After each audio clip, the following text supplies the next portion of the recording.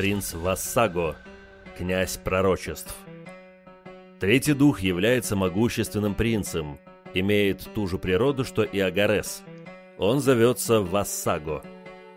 Он может сказать о событиях прошлого и будущего, может помочь найти скрытые или потерянные вещи, имеет более-менее сносный характер, что существенно облегчает общение с ним.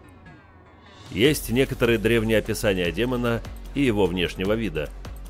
Ниже приведено несколько высказываний одного древнего мага, который утверждает, что встречал демона, который назвался этим именем. Одно из первых описаний Вассаго – старец со слепыми пустыми глазами, верхом на крокодиле. Он может видеть в других измерениях, но в этом измерении он слеп. Согласно другому описанию, Вассаго выглядит как кроваво-красный дракон, расширяющийся к краю 30 футов, около 9 метров, в длину. Он ходит на 4 ногах, у него зеленые глаза и белые клыки. Из опыта других мы можем сделать вывод, что этот князь демонов – что-то вроде оборотня. Большинство демонов имеет, по крайней мере, две формы – человеческую и демоническую.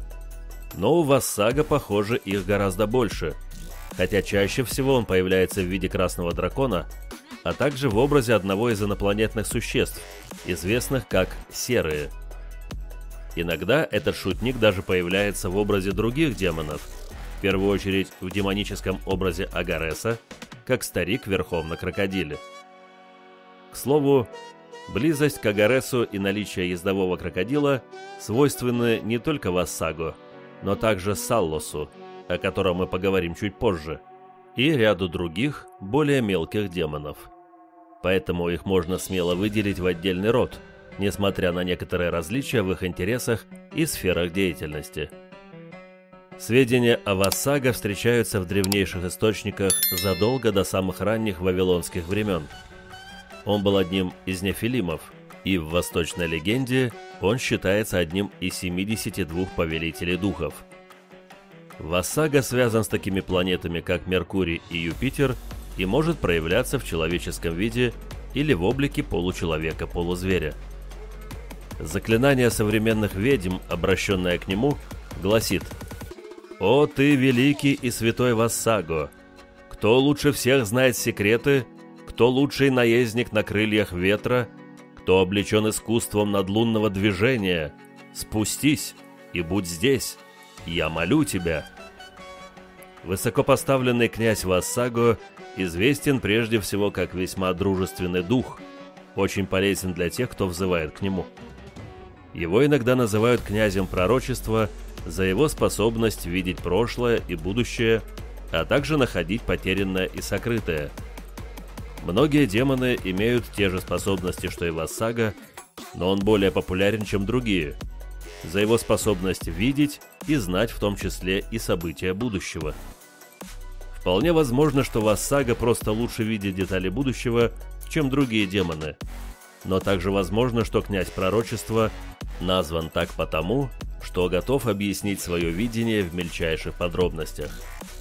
Могущество Вассаго таково, что он не зависит от каких-либо звездных или солнечных закономерностей времени и поэтому может вызываться в любое время дня и ночи. Он должен вызываться только в чрезвычайно запутанных ситуациях, когда все другие более простые методы предсказания не принесли желаемого результата. Хотя он добрый по натуре, чрезвычайно важно помнить о том, что он является одним из 72 старейших, сформированных первозданным огнем бесконечности еще до сотворения человека, и его интеллект намного превосходит разум живущих, а он вынужден смиренно подчиняться мольбам Homo sapiens, еще мало чем отличающихся от обезьян и вызывающих его крайне неумело. Поэтому, приступая к его вызову, всегда делайте это с чрезвычайным уважением. Это не пустое предупреждение. В инфернальном словаре де Планси Вассаго упоминается как устроитель и церемониймейстер шабашей, хотя это вызывает некоторые сомнения. Вассаго управляет 26 легионами духов. Наиболее благоприятное время для призыва с 10 по 20 апреля и с 30 марта по 3 апреля в дневное время. Ранг – принц. Направление – запад. Стихия – вода. Планета – Юпитер. Металл – олово. Растение – лук-порей. Цвет – синий. Благовоние – кедр. Зодиак – Овен. Слова призыва: Кейян Вефа Едан Таса Вассаго.